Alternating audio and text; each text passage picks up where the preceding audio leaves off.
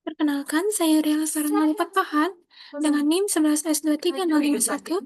Di sini saya akan menjelaskan mengenai praktikum kecerdasan buatan untuk minggu yang ke-13.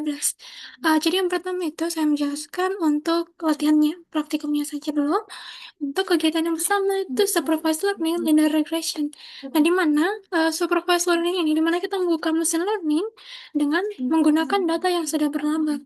Nah, kode ini menunjukkan bagaimana supervised learning bekerja, khususnya pada algoritma linear regression. Yang pertama itu kita buat data dummy-nya, misalnya itu di sini nomor versus penghasilan. Nah, di mana X sama super misalnya umur, dan Y itu sama dengan target, misalnya income. Nah, di sini rumus yang kita pakai itu X sama dengan 2 kali antara 0 terputus sampai 1, dan Y-nya itu sama dengan 4 tambah 3 kali 3X ditambah noise. Untuk membuat data yang pola sebenarnya itu linear, tapi dengan sedikit noise supaya realistis. Kemudian kita latih model linear regression-nya dengan LinReg ini, di mana model ini mempelajari hubungan antara X dan Y.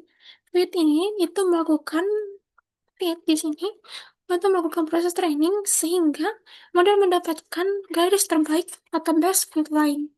Kemudian kita lakukan visualisasi, yaitu membuat garis prediksi berdasarkan model yang ada. Kemudian kita lampirkan scatter plot data dan garis linear hasil prediksinya. Nah, hasil grafiknya itu begini. Matplotlib is building the pancake is with dimana hasil grafik ini memperlihatkan gimana linear regression menemukan pola linear dari data yang diberikan. Kemudian untuk kegiatan yang kedua, yakni bias and variance underfitting versus overfitting. Di sini, kegiatan ini kita membuat model polynomial regression dengan derajat yang berbeda untuk melihat perbedaannya, di mana ada underfitting yang bias yang tinggi, good fit yang itulah yang harus kita bangun untuk machine learning, dan overfitting dan variance tinggi. Kemudian ada fungsi membantunya untuk plot, ada def plot polynomial view. Diklik exit title, itu tujuannya itu membuat pipeline yang secara otomatis bakal yang pertama membuat fitur menjadi polinomial, kemudian melatih model linear regression-nya. Kemudian ada 3 plot di sini. Kasus satu itu underfitting, yang untuk degree pertama, model terlalu sederhana untuk mengikuti pola datanya. Hasilnya nggak akan akurat. Kemudian degree kedua, yaitu good fit. Ini modelnya cukup kompleks untuk menangkap pola, tapi nggak terlalu melengkung dan tidak terlalu lurus. Dan inilah hasil yang kita pengen di machine learning ini. Kemudian ada degree 30 yang terlalu overfitting, di mana itu model terlalu kompleks dan mengikuti noise pada data. Akurat untuk data relatif, buruk untuk data yang baru. Jadi misalnya, kayak kalau nanti misalnya dimasukkan data yang baru, hasil dari kasus yang ketiga overfitting ini, dia nggak akan bisa melakukan hal yang akurat, prediksi yang akurat untuk machine learning-nya itu. Nantinya kegiatan ini menunjukkan trade-off antara bias dan variance. Kemudian ada kegiatan yang ketiga, yakni evaluasi klasifikasi dan confusion matrix atau KNN. Nah, di kegiatan ini, kita memakai dataset breast cancer dan algoritma k-nearest network untuk klasifikasi. Jadi, yang pertama itu kita lihat datasetnya, kemudian di mana dataset ini berisi fitur tumor, misalnya ukuran, tekstur, ketebalan, dan lain-lain, dengan label 0, yang sama dengan maligne atau ganas, dan yang pertama benin atau jinak. Kemudian kita split datanya tuh, itu dengan training 80%, testingnya 20%. Kemudian kita latih modelnya dengan k-nearest network, dan kita lakukan prediksi, terus kita buat evaluasi dengan confusion matrix. Nah, matriks itu, dia itu berisi TP atau prediksi benar, yang dimana bening, TN, prediksi benar atau malignan, kemudian FP, benar salah, yang memprediksi benar padahal malignan, FN, salah, yang memprediksi malignan padahal bening. Kemudian kita hitung matriks evaluasinya menggunakan rumus manual. Misalnya itu, nah di sini hitung manual sesuai rumus Lightning. Accuracy TP PT tambah TN, TP tambah TN tambah FP tambah FN. Ya, begitu terus. Kemudian ada di mana rumusnya itu ada untuk akurasi, precision, because, specificity, dan terus kita panggil ke apanya hasilnya itu di print ini. Nah, intinya kegiatan ini nunjukin cara evaluasi model klasifikasi secara lengkap dengan cover matrix. Kemudian ada kegiatan keempat, di sini ditunjukkan untuk unsupervised learning atau K-means clustering. Kegiatan ini memperlihatkan bagaimana algoritma unsupervised learning bekerja, khususnya K-means. Nah, unsupervised learning ini, itu dia mulai melatih sebuah mesin dengan data yang unlabel. Berbeda dengan supervised yang menggunakan label, unsupervised ini nggak pakai label apapun. Misalnya gitu, ini ya. Pertama-tama kita generate data tanpa label, di mana di sini kita membuat 300 titik data yang terpusat di 4 lokasi. Eh, jadi lokasi ini adalah yang kita sebut dengan cluster. Dia true itu nggak dipakai karena kami sudah menggunakan label. Nah, kemudian kita latih Cummings ini dengan mencari empat cluster sesuai dengan parameter yang ada. Outputnya itu adalah label cluster yang ditemukan. Kemudian kita lakukan visualisasi yang dimana itu bakal menampilkan titik-titik data dengan warna berdasarkan cluster yang ada, terus menambahkan centroid atau titik tengah cluster. Hasil grafik menunjukkan bagaimana Cummings itu mempartisi data berdasarkan pola yang ada tanpa labelnya itu. Jadi di sini ada 300 data yang akan dipisah-pisah jadi 4 cluster. Untuk misalnya ada data yang ungu, ada data yang biru, ada data yang hijau, dan data yang kuning. Kemudian kita lanjut ke tugasnya tuh. Di mana tugasnya analisis scaffold itu di mana menjelaskan dengan kata-kata Anda sendiri bagaimana algoritma scaffold bekerja sesuai materi slide halaman 57 dan mengapa metode ini dianggap memberikan estimasi error yang lebih baik. Kita lihat materi yang 57 itu materi slide yang ke-57.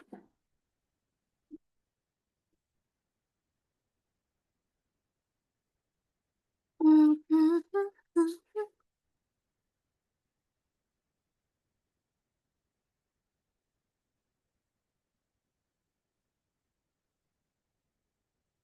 Nanti cover cross validation. Nah,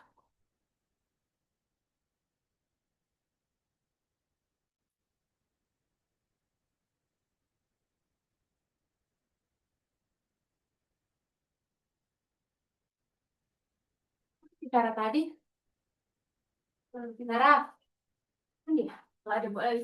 Bisa, bisa apa aku deh, air yang kau bikin tadi. Boleh deh, sama Listerin ku ya. Sama? Listerin. Oh. yang di mana untuk sekali ini.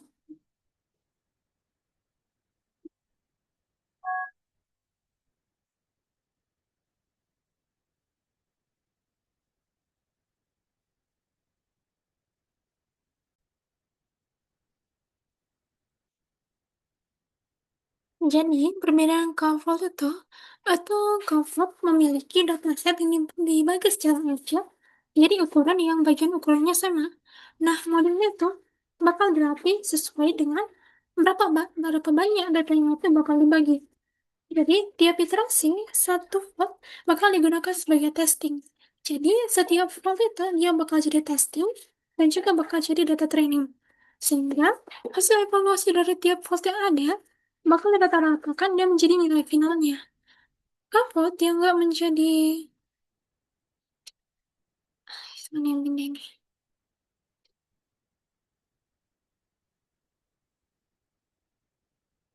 Vote itu dianggap memberikan estimasi error yang lebih baik karena em, dia tuh memberikan di mana semua data itu dia akan menjadi data training dan akan menjadi data testing dan nggak akan mungkin ah, jadi datanya itu hasilnya tuh jauh lebih baik dibandingkan dengan machine learning yang menggunakan model yang dilatih dan ditesting dengan data yang berbeda dengan data yang itu aja nggak semua data dipakai.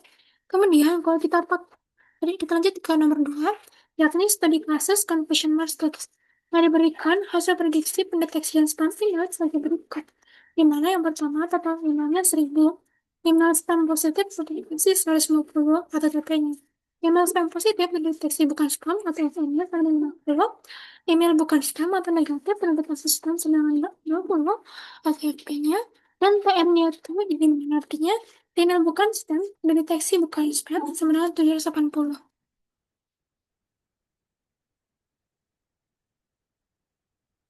Jadi, saya tunjukkan saja hasil latihan saya, yakni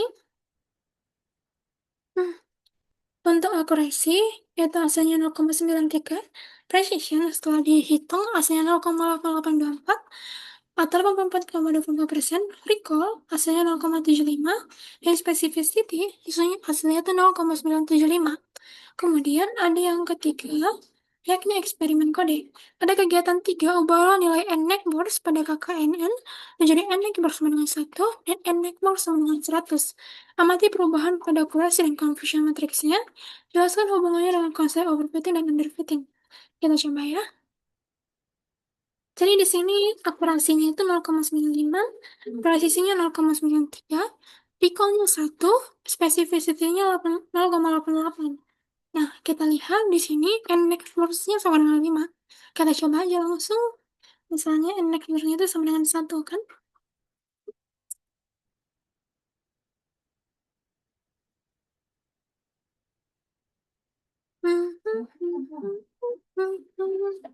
Ya, agak lama nunggunya. Udah, masih udah. Ya, sekarang. Tengah aja. Betul-betul setengah ampere dong. Nggak ada. Yuk, nggak salah lama. Itu lama ya. Oh.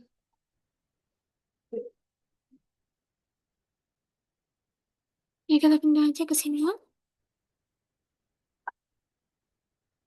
Gimana kalau dari setelah saya uji coba dia, hasilnya dengan index force-nya sama dengan 1, hasilnya itu sama dengan dia itu memiliki akurasi 0,92, presisi 0,92, recall-nya 0,97, dan spesifikasinya 0,86.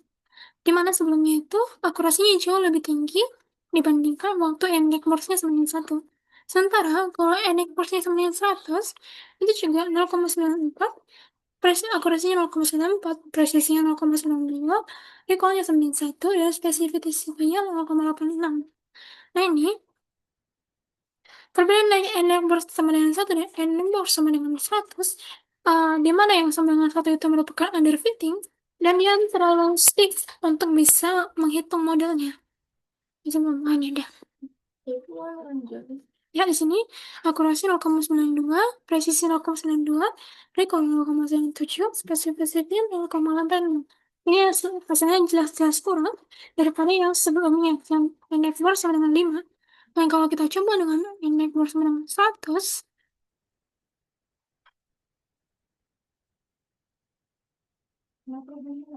hasilnya memang dia naik, tapi tetap akurasinya kurang dibanding yang memiliki index bar sama dengan 5.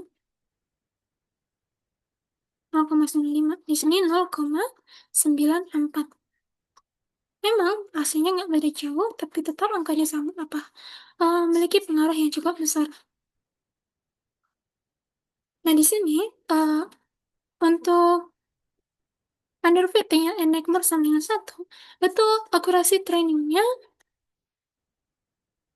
itu overfitting, cenderung overfitting karena akurasi trainingnya tinggi dan confusion reflex bisa menciptakan lebih banyak kesalahan yang acak. Nah, jadi yang overfitting ini modelnya terlalu fleksibel, di mana ia mengikuti data training secara terlalu detail sehingga kinerjanya buruk pada data yang baru. Yang untuk yang 1. Sementara untuk yang 100, dia itu underfitting karena modelnya terlalu stiff untuk bisa menerima kurang fleksibel sehingga nggak cukup untuk menangkap performa dan memiliki high bias karena modelnya terlalu sederhana sehingga akurasinya menurun. Confusion matriksnya menunjukkan performa buruk pada kedua kelas. Nah, demikianlah penjelasan saya untuk praktikum yang minggu ke-13 ini. Jika terdapat kesalahan kata, saya mohon maaf. Terima kasih.